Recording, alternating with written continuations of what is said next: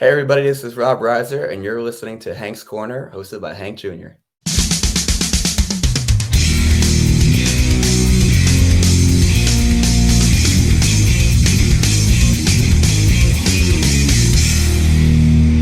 Hello, everybody, and welcome to another exciting episode of Hank's Corner. I am your host, Hank Jr., part of Hank Jr. Productions, where I'm documenting life's moments through photography, videography, and now over 100 episodes in podcasting.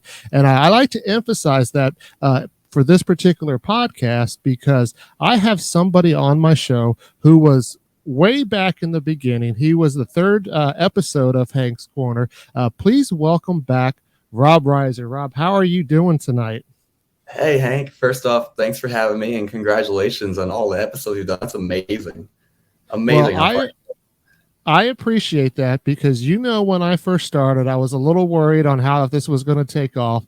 And it's people like you that gave me the encouragement early on to do this. And, I am having a ball now doing this. And, I get to meet such great people such as yourself, not only through the podcast, but actually when I get out to Nashville or they come down to Florida. It's just a great connection to have that. And like I said, my early supporters such as you, that's awesome. And, and I haven't had very many repeats on the podcast itself. I think you're probably the fourth one. I've had, Payton, which is your good friend, and I've had Paige King Johnson as a double, but I think you're either the third or the fourth. So, welcome to be back a second time.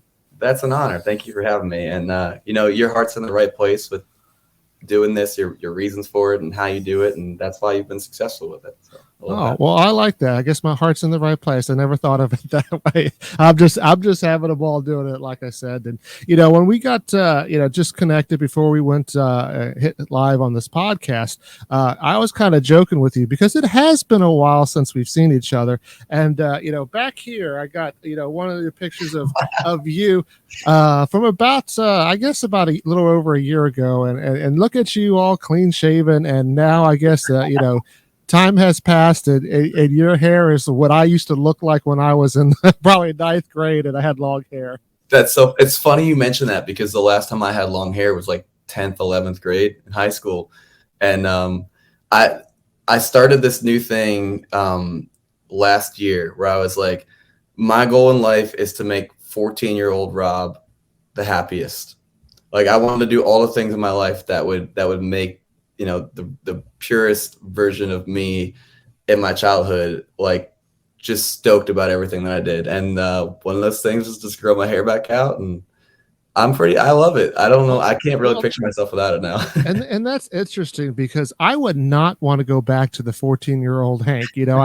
I could not do it. Those years were very awkward for me. And, if that's what you want to do, good for you. But, what else was good about that time period that, you're willing to take that nostalgia and bring it back? I think I had like a really pure connection with music back then. Music was literally what saved my life, and what my life revolved around music for art, not just as a job, not just, trying to create a career or anything like that. So it's just that purity, and the motivations and the music that I had in my life, I felt like was more positive and meaningful. So that whole thing, and just knowing that I was a kid with dreams, and everyone evolves and moves on, but like knowing you can make those dreams come true just kind of meant something to me, because I know as I was a good kid, and I know how stoked that version of me would be to know where I'm at right now, and it was just kind of a motivator of like getting back to myself, and just kind of doing it for the person I was, just trying to honor that, I guess. It was just a different way of looking at life. Yeah, that's very interesting. And I will agree with that because when I was that age, I guess I was considered a dreamer too. You're dreaming about the future, but I like how you said that, you're kind of happy with it. One of the artists that I've been listening to a lot lately is Charly Reynolds. Yeah. And she's got a song called, One Day at a Time. And there's actually a line in there that talks about, like, you can kind of get off track, and the younger me would look at me and say, hey, this is what I wanted to do. Why are you worried about the day-to-day stuff when you're where you want it to be? But I'm glad that you've, got to the point where you're enjoying that, and that you would make your 14-year-old self proud. Yeah. I mean, first off, Charlie's an awesome artist. I know her. I've played with her before. But yeah, I mean, it's everything from the way I've approached writing my music and the sound that I've kind of evolved into, to like, in the last year, I bought my dream guitar from when I was 14 years old. And recently, I remember like when I was like 14, Tony Hawk was all the rage. He was the coolest guy ever. And I wanted like a specific one of his skateboards so bad. And it was super expensive. My dad actually took me downstairs to the wood shop and made a skateboard by hand with me. So it didn't cost anything. And I saw one of them pop up for sale, and I should not be on a skateboard. I'm too old to be on a skateboard, and I need my wrists to play guitar, so I couldn't risk an injury. But I went out and found this old Tony Hawk skateboard because I remember being that age. So it's been like a thing. It's both been like, physical things like that, but then also, just honoring, where I kind of started from with music too. That's awesome to hear. And every time I see you, it seems like you are becoming more and more successful. And it may not always seem that way from your perspective, because I know you work hard there in Nashville, but, I see it. And, your songs that you're coming out with are just, kicking some butt. And, your latest song, Dear God, is doing pretty well. Tell us a little bit about that song. Well, that song is really close to my heart. It was really just a moment of just like straight feelings to paper. When I wrote, that's actually one of the oldest songs I have. Like, I don't know if I'll ever release a song that I've written earlier than that one. It's the origins of that song are over 10 years old.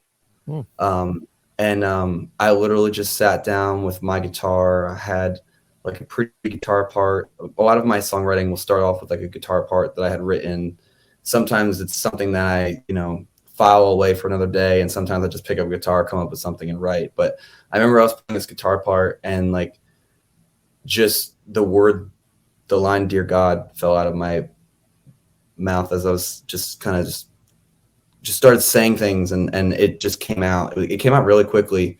I think that was like a 30-minute song, and I did a few edits to it just to kind of tighten up the structure of it. But it's largely the same song that it was 10 years ago. And it's not the most complex writing, it's not going to, win any awards for songwriting in that regard, but it's so from the heart. And like I was talking about earlier, just pure. And I think that's why it's kind of stuck around with me for so long. It's like one of those songs that was like, I never thought it was going to be a single, but it never went away. Like, it was always a song that would just keep popping back up for me. And like, it was always a song that like I'd be at a writer's round and they'd be like, hey, you've got one more song. And then it would play this one. And it just kind of stuck around. And I kind of got in a place where I really stopped caring about how stuff is going to do commercially for a lot of reasons. And really what matters to me the most thing about music right now is how I can affect people with it and the difference it can make. And I felt like this song was in alignment with that. I feel like it's the kind of song that like when you're just having a day, it can come on and change your perspective a little bit. So that's why I wanted to release it. I never really saw this as being like a very commercially successful song, but I could see, a specific moment where someone's having a really rough day and they hear the song and it helps. And that's why I want to put it out there. Yeah, and if there's anything that I do know about you is that you do write from the heart, and it is a great song, and I'd be honored if you'd play it here on Hank's Corner today. I would love to, and this will be the first time I've played it, I think, since it came out. It came out in June, and it's kind of busy season here in Nashville, so all I've been doing is playing gig after gig after gig, and it's my job. It's what I do for my livelihood. And, I do a lot of like late night gigs where it's more like party vibe. And, a ballad talking to God is not really gonna fit in with that. So I don't think I've actually played it since it came out. So this is really special to me, actually. Makes it a double honor, and we'd love to hear it here on Hank's Corner. So I have a gig later tonight, so I'm gonna try to play it a little more chill. I was out of all the things I recorded, I'm like probably most proud of the vocal take that's on this song. So I'm gonna sing a little bit differently than the record. If you guys would check out the record, that would mean the world to me, because that was probably my favorite day in the studio. It's one of those days where I felt like no matter how I wanted to sing, it came out that way. But I'm gonna do a little more chill right now. So yeah, here's Dear God.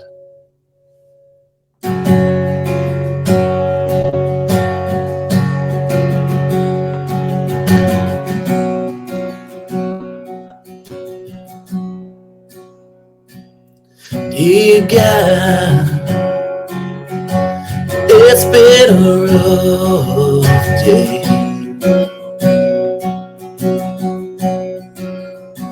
but I know I'll be okay. Still I could use something to hold on to.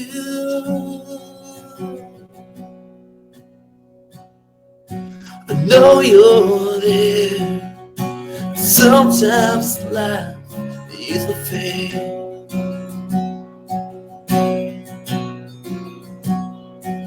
Dear God, I need a sign from up there.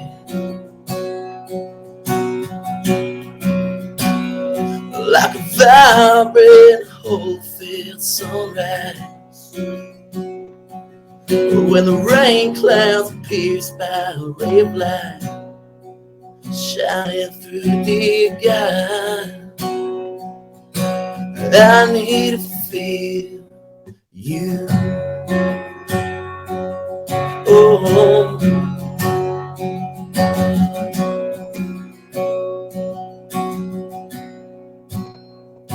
yeah, I've been faithful, I've been a good human being, and I'll never quit. But I don't have to tell you, you see. And I try not to ask for too much. Right now, be nice if you got in touch. I know you're there. Sometimes life is fair.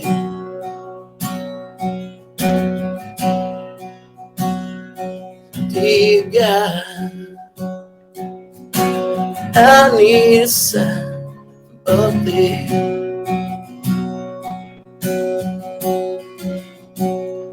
Like that song coming on my radio, or a moment where I just know. Dear God, I need to feel you.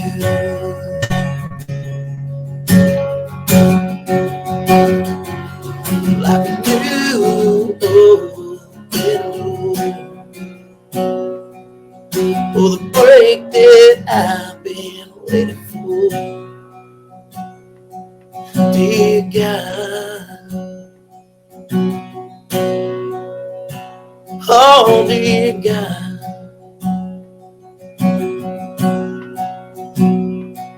dear God, I need to feel you.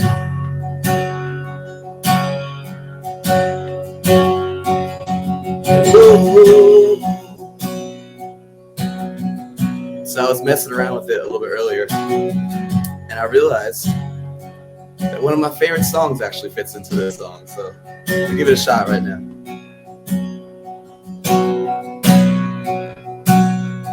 And gravity is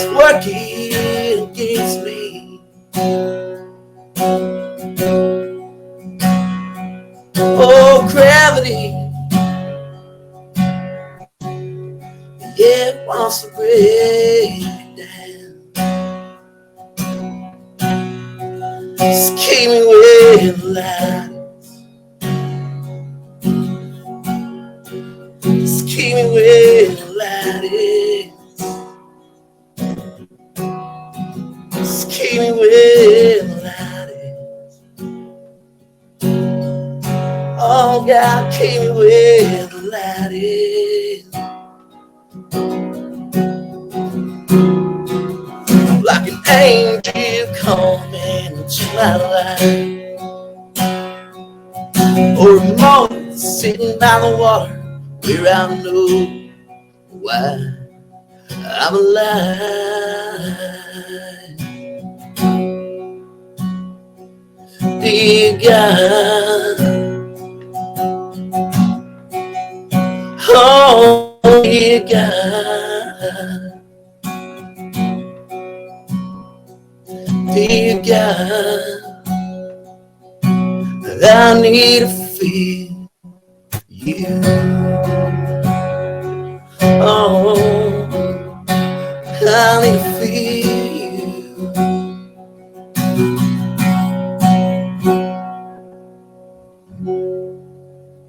Welcome back to Hank's Corner. I'm Hank Jr., and you just heard a special rendition of "Dear God" by Rob Reiser, and that was awesome, man. That's your voice from the very first time I heard it has always captivated me. And what a way to start the show with that song, because that definitely had me just, in another world there. Thank you so much. That means a lot. Yeah, and speaking about another world, I mean, for those who follow me, they know that I'm broadcasting my little Hank's Corner somewhere in the Tampa Bay area, and unfortunately, we are the lightning capital of the world, and so right now I could hear the lightning and thunder going out there. So it's not the first time I've done a podcast in the storm, but hopefully we could make it through. But Rob, you're actually out there in Nashville, and you're playing the Nashville streets on a constant basis. But take me back to when you're talking about the 14-year-old kid, or even younger than that, when you were back in New York and you were dreaming about becoming a musician. Tell me how that got started. Well, like most kids my age, I was listening to like all the pop stuff on the radio. NSYNC was like the biggest thing back then, so I was listening to that kind of stuff. Remember my favorite song when I was a little kid was that Blue song, Eiffel 65 Blue. I'm sure everyone knows that song, but anyway, I went from like listening to that stuff, and my older cousin, had given me a Creed CD, and it just blew my mind. I remember like it was their CD Human Clay, which was the one that had like Higher and With Arms Wide Open on it, which were both like huge radio hits at the time. And I remember like putting that CD on, and like at first I would only listen to those two songs because they were on the radio and they were more commercially friendly. And then as time went on, I would go deeper and deeper and deeper into that CD, and like the lyrics just did so much for me. Where the heart was in that. And there was a lot of bands around that time. Like rock was pretty huge back then. There was a movement there. And I feel like a lot of those bands like have just really great deep lyrics. Like depth was really important back then. And it just showed me kind of the power of music. And at that point, I had little flashes here and there of being kind of a showman when I was a kid. But I kind of never really had like any like natural music talent. I just grew to love the idea of the power that music could have. And it just kind of took over my life. I went from being a big sports guy, baseball was like everything to me back then, to all I wanted to do was play guitar. I got my first acoustic guitar when I was 13 or 14, and I would just sit in my bedroom for hours. I mean, like literally the whole like play it till your fingers bled. My first guitar has blood splatters on the inside of it. Oh wow. I picked up guitar because like I lived in a really rural area. Like I didn't have a neighbor for a mile down the road. There was no one else to like jam with or anything like that. So I wanted to like write lyrics and be a singer. So I was like, well, I need a guitar player, and I just kind of picked it up, and the guitar kind of just took off for me. I didn't have an easy time singing. I was not like a natural singer. I had some interesting qualities to my voice, but didn't know how to utilize them or even really sing properly back then. So I just kind of like, singing was hard for me and guitar wasn't. And I kind of just took off on guitar, and that became my focus for a while. And I wrote songs all throughout my life, but I didn't really sing and perform them. And I was in like a couple of rock bands, like touring punk rock band for a little while, and it was fun and all that. But I didn't really feel fulfilled, so I kind of got back to like the singer-songwriter kind of roots, and like decided that like that's what I was gonna do no matter what. And had a couple really cool breakthroughs early on. Lifehouse was another huge band for me. I just happened to send the right message on the right day and get an opening slot for Lifehouse, and that they were super encouraging to the music I was writing back then, and they gave me a lot of motivation. And then I got a really cool feature in like a songwriting convention where I got to play a few of my songs there, and getting that reception to my original music kind of just like pushed me back in that direction, and brought my focus back to expressing myself and being a singer and a songwriter, not just a guitar player. Although the guitar is still like so important to my music. You know, I write all my guitar parts, I record all my guitar parts. I mean, the guitar is my favorite thing. Like if you left me alone for an entire day, that's all I would do is probably play guitar.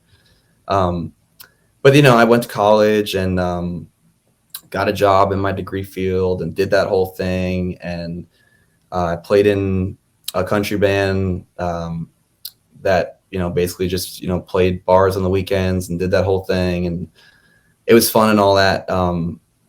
But it didn't do it for me. You know, I knew that if I wanted to like take that next step and you know, make my living off of music, I was going to have to go to Nashville, Tennessee. I remember going to a show. I want to say it was probably Jason Aldean at my local amphitheater. And I remember, you know, sitting on the lawn of that amphitheater after the show, just kind of taking it in and thinking to myself, the only way I'm going to play that amphitheater is if I go to Nashville. If I stay here, I'm not going to play the amphitheater that's 15 minutes down the road. I'm going to have to go to Nashville if I ever want to play here. And that was kind of like the moment where I did that, and I, you know, uprooted my life. I had a pretty safe, secure life at that time period, and then moved down here. And that was kind of the start of doing music full time for me. Yeah, and one of the things that I got from listening to you there, you know, kind of over and over, some of the theme in there is about lyrics and how lyrics, you know, touch you, you know, and there's great songs out there. You know, for me, one of them is, you know, Garth Brooks, The Dance. You know, the line, you could have missed the pain, but I had to miss the dance. And you know, that's something that touches a lot of people. And then there's some that, you know, maybe touches a particular person and not the whole world for whatever reason. Maybe they went through something or whatever. They just like it. And, you know, for me, you know, one of the lyrics, I don't know why, but it just kind of always stands out to me every time I hear, you know, I'm listening to your music and playing, is Love You Like a George Strait song. And yes, for whatever reason, you know, maybe because I'm older, it just takes me back to that nostalgia. And I just love that line, you know, that you have in there. And, you know, tell me, what are some of the, you know, lyrics that you may have written that you feel are very special, you know, one line or whatever, and maybe that things that you've heard in the past, you know, that have really inspired you to say, hey, this is inspiring me to be a writer and be a good writer. I love that. I'm all about lyrics. That one that you said was one of them is so special to me because George Strait was a big part of my childhood. My parents always listened to country music. And I remember when I came up with that line, I was sitting there thinking like, where did all the beautiful love songs in country music go? Like and I literally was sitting there, I put on a playlist of like old George Strait songs, and I was like, that's the way I want to love. It's like I learned how to love from listening to George Strait, you know. So that I appreciate that you picked up on that one. That was like paying homage to him. And I'm actually going to get to see George Strait for the first time next week. I am so Good stoked. for you. Good Side for note, you. I'm so stoked. I have one on my arm right here. It's a pretty obscure song, but there's a line in the song that goes, "What are you going to do with your gifts, dear child?" And the next line is, "Give life, give love, give soul." So I have "give life, give love, give soul" in here, and because that's kind of a reminder to me of why I do music. I think everything I've put out recently is like that, where it's, you know, every word in the lyrics matter. "Here I Am" is a song I love from that aspect, because it was another song that it was kind of just like cathartic for me. You know, the very first line of the song is actually where that whole song came from. I was playing that guitar part just like how I wrote "Dear God," and what popped out was, "I didn't think I'd be here this way, but here I am." And then I was like, that kind of just set the tone for that whole song, where I was like, okay, maybe I'm not in a place in life I expected to be, but I'm here. So now I need to take ownership of it. And like the "here I am" thing was like kind of an ownership thing. Yeah, definitely a great line. And, you know, you can take it many ways. You can take it, you know, "Here I am," it's a good thing. Or like you're saying, "Man, I didn't know I was going to end up here, but here I am, you know, let's get going." And that definitely is a great line in itself. Thank you. My song "The Challenger" has a few of those too that mean a lot. The whole concept of "The Challenger" actually came apart from conversations that I'd had with my dad. And I managed to like put some of his sayings that I grew up hearing him say into that song. So those lines are pretty special. You know, the inspiration that song gives me, like anytime that I kind of need to rile myself up to get through something, I listen to that song. And like one of my dad's lines was, "The bigger they are, the harder they fall." That was like straight out of his mouth. Yeah, and I definitely like that song because, you know, I do have some Philly roots, and of course, us Philadelphians, we like Rocky, and you know that kind of pays homage to you know, his little journey through the movies. But you know, here's what I'm going to do. I don't always do this, but I'm going to do it this time. I'm going to go ahead and do a double play. Next, I'm going to do, you know, these songs that we're talking about, "My Promise" and "The Challenger," because there's such great lyrics in there. And then I'm going to actually hold you to it later on to sing "Here I Am." But let's go ahead and do a double play here on Hank's Corner with Rob Reiser. All right.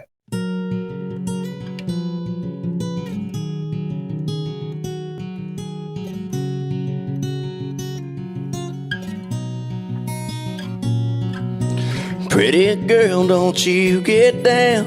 I'm right here, it's alright now. And it'll be alright, it will be okay. So you can mark these words I say, 'cause these are my promises. I'm gonna love you with all that I am. I'm gonna be the best man that you could ever dream. I'll always be there for you through the good and the bad. You're gonna know it in everything I do.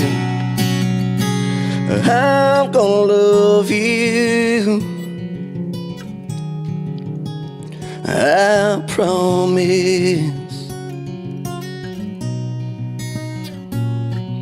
And I can't fix this messed up world, but I swear when I'm with you, girl, it'll be alright, it will be okay. So you can mark these words I say, 'cause these are my promises. I'm gonna love you as you deserve.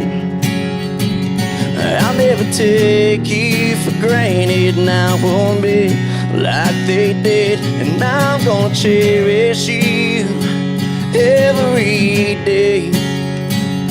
You're gonna know it in everything I do. I'm gonna love you, I promise. Yeah. Whoa, whoa, whoa, whoa,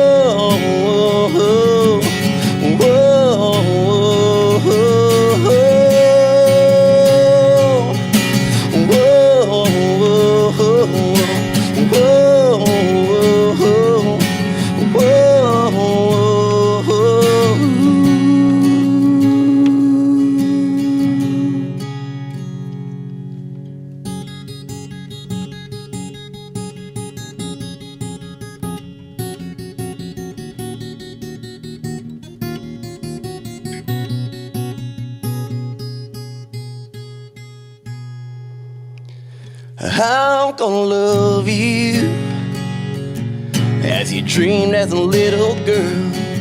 I'll erase all of the hurt you've endured from this cruel world. I'm gonna love you like a George Strait love song, like you can do no wrong. I'm gonna love you, only love you, just love you. Yeah,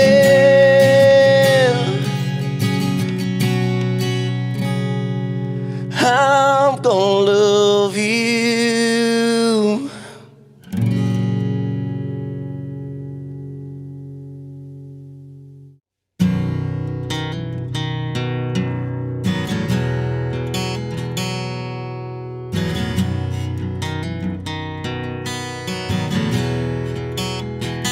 The announcer said, "Who's this guy? This match is a joke. He's a nobody. He'll probably just choke. He don't stand a chance. My bet's on the champion." I laughed, 10-1 odds. He's undefeated. Around here he's a guy. But Dad told me the bigger they are, the harder they fall. So here is my shot. I'll give it everything I've got. I'm the challenger. I'm stepping in the ring, got nothing but my hopes and dreams, blood, sweat, and tears. The long road it took to get here. Man, I swear I may go down fighting, but you better believe I'll still be on my feet. If it was round 13, I can promise you that you'll remember me as more than the challenger, yeah.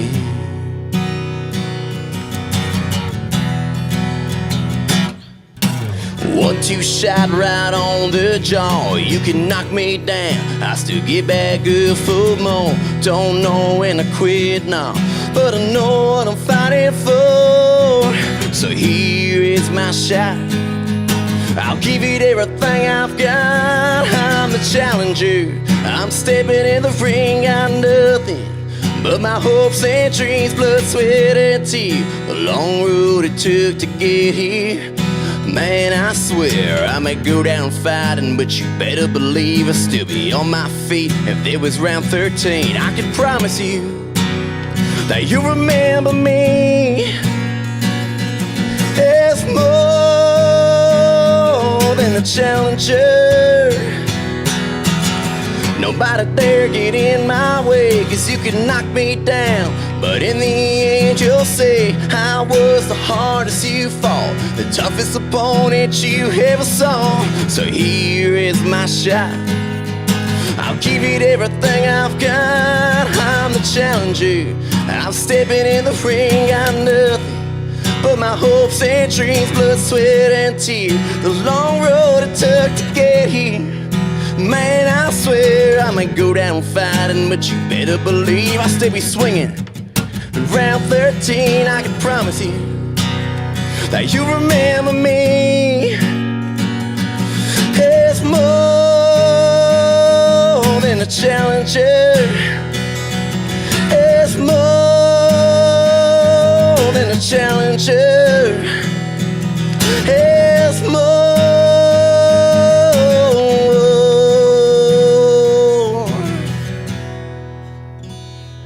than the Challenger.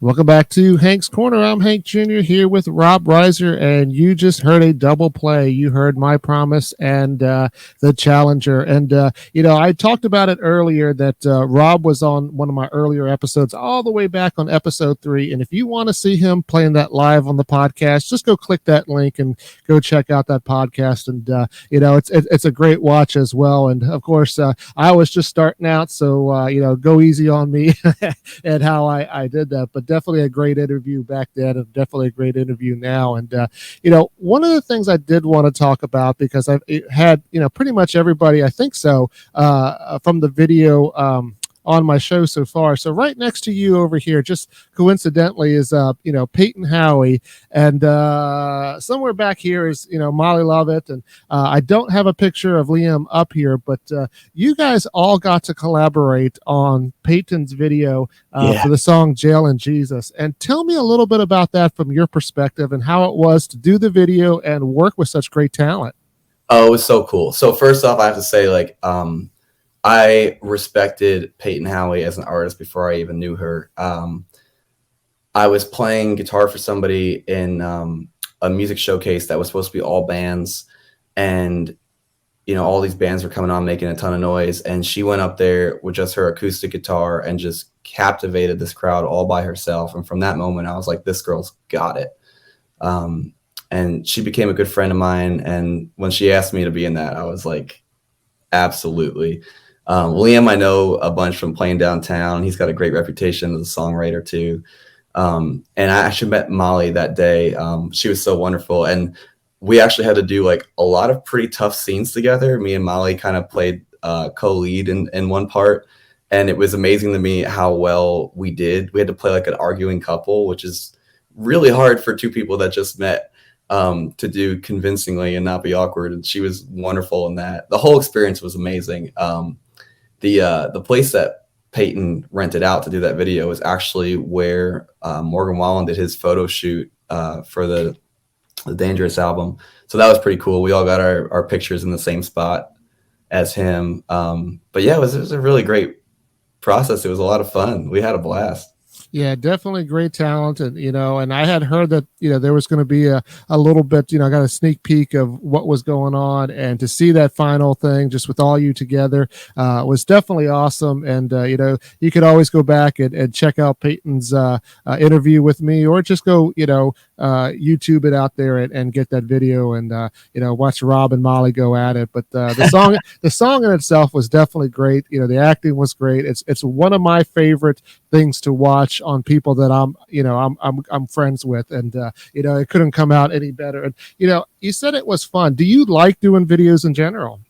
What's so funny is I never sought out to do music videos, and there was a period of time last year where I had 4 different artists come to me to do videos, and they just kind of went one after the other, and I never thought that I could do that.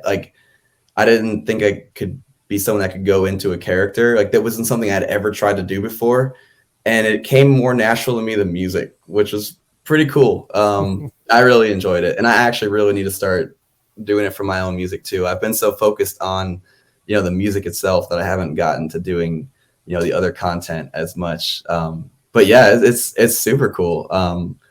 And it's really key in, today's music scene, especially when social media is how you're interacting with people, more than anywhere else, to have, that really eye-catching video content. Yeah, and you say it's important now, but really it was also important in my age. We didn't have the social media, but we had the MTV when M actually stood for music, and they played music, and we watched a lot of the videos, and that's what we did. And so for me, there was a period of time where it seemed like a lot of people just weren't really doing videos, or it wasn't getting out there. And I'm thankful that social media has kind of brought that back, and we get to see more of it. Plus, it's so much easier and more affordable to at least make a homemade video to get out there. And I enjoy watching that. And I hope you do come out with some more videos, and if I could ever collaborate on that, I'm going to do that. Oh, I'd love that. Absolutely love that. Now, you you have a lot of connections there in Nashville, that's for sure. And somewhere up here too, I got all these pictures. I'm glad I'm finally getting all these pictures. But one of the artists that talks about you in a good way, and they all do, but one specifically is Casey Johns. I know you're friends with her, and you probably played or hung out with her and everything. And every time that I talk with her, she's like, "How's Rob doing? Have you talked to him?" And I think that's cool to be able to do this. But and I don't know if I can say this yet. Because I'm not sure when this podcast is actually going to be released and if it's going to happen. But Casey Johns is coming out with her own thing of whiskey. And I'm not going to say the name or anything, just in case it's not, ready to go yet. Yeah. No, it is out, because I know I pre-ordered, but I don't know that it's actually being delivered yet. I know she's been advertising on it, and that's like literally the most genius thing that I've ever seen an artist do. That is so perfect for her. Yeah, so I got my bottle reserved, but my question is to you: given the opportunity, what would you like your name to be on? A guitar. Definitely not a bottle of alcohol, because I don't even drink. But as a guitar player, all my idols played Paul Reed Smith guitars, and just this year, I was given the honor of being Paul Reed Smith Guitar's Pulse Artist, which meant a lot to me. It was the first time I've been affiliated with the company.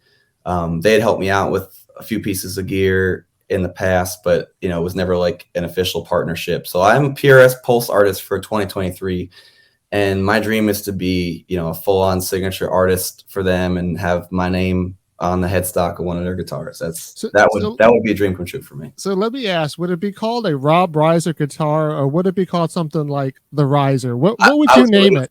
I was literally just going to say the Riser. Just Riser. There's been times that I've actually contemplated, it's kind of late now, but I've thought about just chopping the artist name just down to Riser.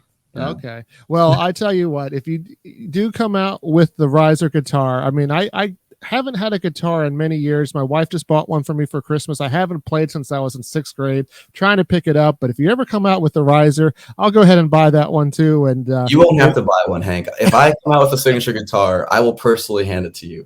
Oh, I'd love that, especially if you autographed it. But that does fit you perfectly. And I said I was going to hold you to it, because I want you to go ahead and use that guitar one more time. And can you play Here I Am here on Hank's Corner? I would love to. I'd love to. So this song came out earlier this year, and it was probably like the most rock song I'd ever released. And it was a time where I actually got to kind of showcase the electric guitar skills a little bit. Not going to be able to do it on an acoustic, but I'll give you guys the more chill version of Here I Am.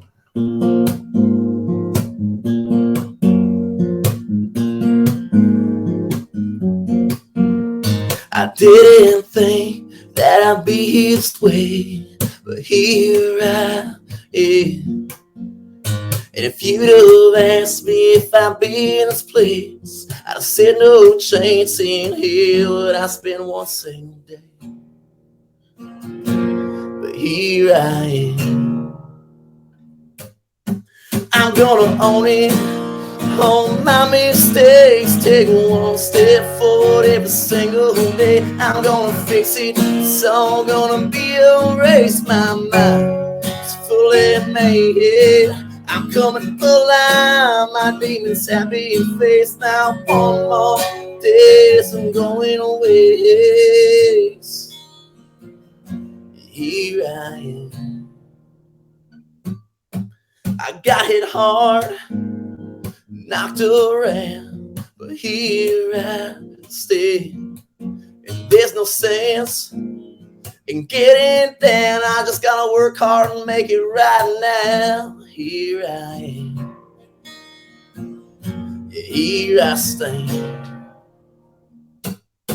I'm gonna own it, own my mistakes, take one step forward every single day. I'm gonna fix it, it's all gonna be erased. My mind is fully made. I'm coming alive, my demons have been faced. Now one more day, I'm going away. Yeah, here I am,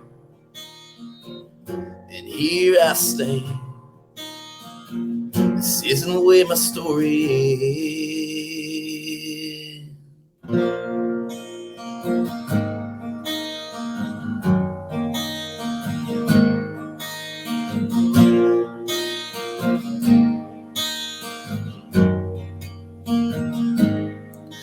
gonna own it, own my mistakes, take one step forward every single day.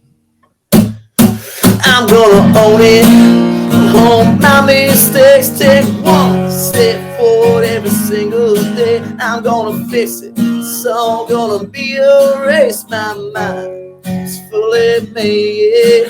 I'm coming alive, my demons have been faced. Not one more days I'm going away. Yeah, here I am, here I stand. This isn't where my story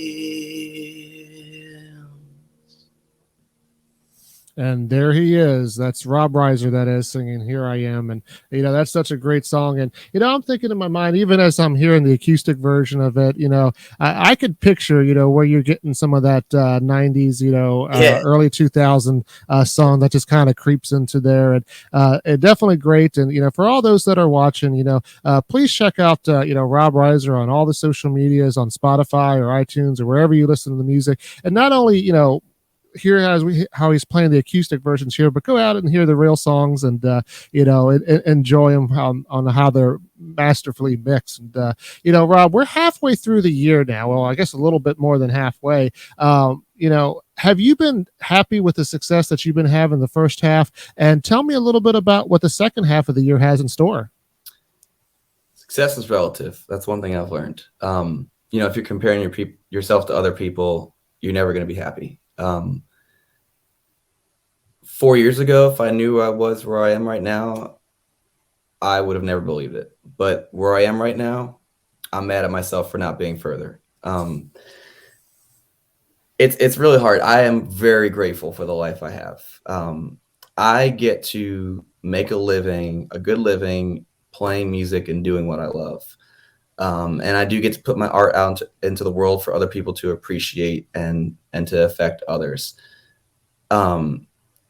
My job as a musician in Broadway has been awesome. I've just kind of elevated to better and better venues, and I'm very happy with where I'm at right now. And I feel like I've been stabilizing at the level I'm at, where I want to pivot now and focus more on the artist thing. When I have to sing 5-6 days a week, I don't always have a lot left to give towards my original material, which is why I was not even sure if I'd be able to sing on this podcast. So that's something I've been talking with people that I'm close with a lot, is just, focusing more on building my artist career. And I really hope the second half of this year is more about my artist stuff, at least the bandwidth that it's taking from my life. I have a bunch of music that it's already recorded that I'm waiting to get back from mixing and mastering. So I'm going to have at least 3 more songs released this year. Here I Am came out in January. That was kind of me embracing. I write rock music just as much as I write country music. And that was me embracing that I don't care about genre as much anymore.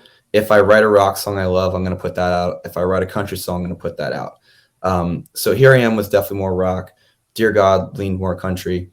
I've got probably what I think is my best country song coming out early fall.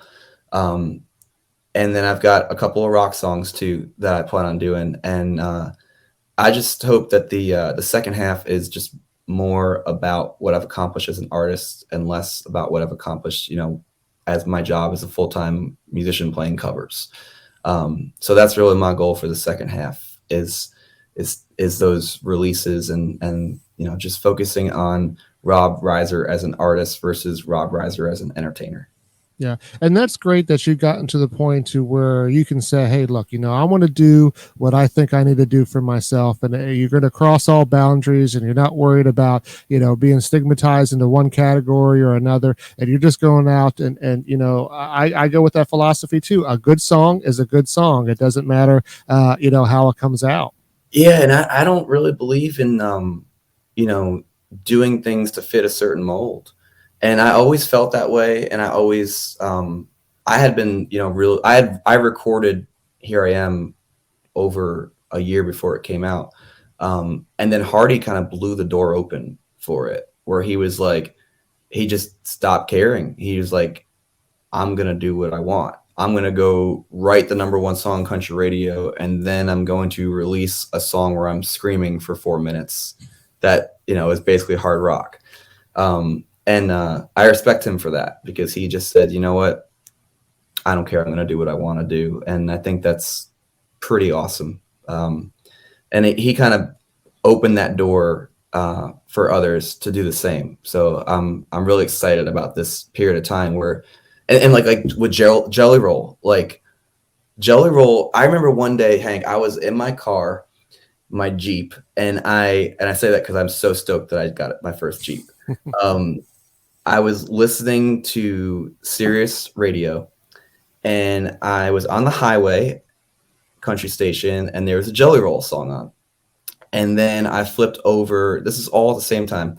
I flipped over to a pop station, and one of his more like hip hop songs was on. And then I flipped over to Octane, which is a hard rock station, and Jelly Roll was on that station too, with I think Save Me. But I was just like, this guy is just appealing to anyone that loves him, not just trying to appeal to a certain genre. It just blew my mind that like someone could be literally on the radio on 3 different genres of stations at the same time. And like at this point, there's nobody that listens to just one type of music. There's nobody that listens to just one artist. And I think genre is like finally kind of going away, where it's not as important anymore, and it's more just about expression. Yeah, definitely. And so I've had the privilege of seeing you multiple times, you know, here in Florida, there in Nashville. So, you know, I know what to expect. But one of the questions I always like to ask the artist, you know, should somebody come to your, event, your performance, you know, what should somebody expect from you, from a Rob Reiser performance? I mean, I try to keep the energy over the top. You know, I'm a really chill person in my regular life, and as soon as I step on a stage, it's just let's go. So it's hold on for dear life for the 4 hours that I'm going to be on stage, basically, you know, jumping around, running around, whatever it takes. So just high energy, good vibes. My favorite thing that I've gotten as a compliment a lot this year is my song list, my playlist that I make up, that I play for people.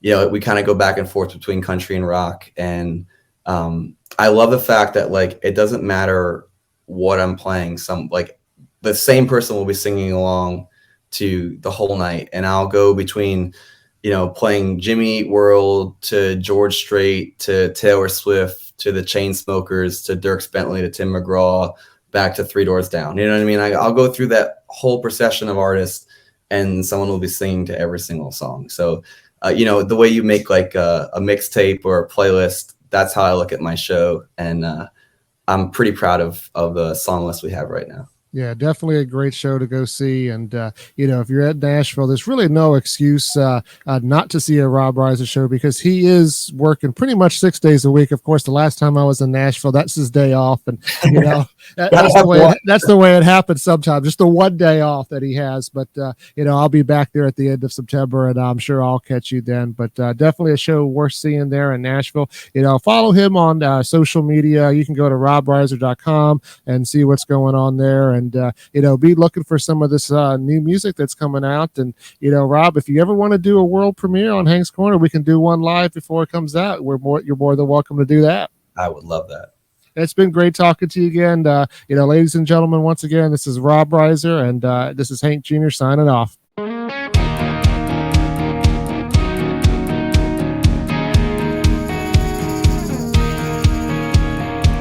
Your heart without a care. It don't make sense, it just not fair. There's nothing left between y'all but over and done.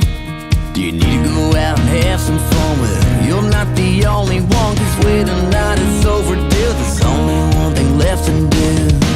You just gotta dance, make your body move, let it all go and fall into the groove. Forget the whole world, you just couldn't lose.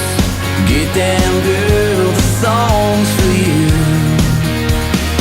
Get down, girl, you know what to do. Raise them on up, the song's for you. Get down, girl, whatever you've been through, tip it on back and shake it for you. Have you worked too hard for far too long? When you get a return, it's just plain wrong, and you're out of here like a bullet from a gun. Do you need to go out and have some fun? Well, you're not the only one, 'cause when the night is overdue, there's only one thing left to do. You just gotta dance, make your body move, let it all go and fall into the groove. Forget the whole world, it just could lose. Get down, girl, the song's for you. Get down, girl, you know what to do. Raise them on up, the song's for you. Get down, girl, whatever you've been through, tip it on back and shake it for you.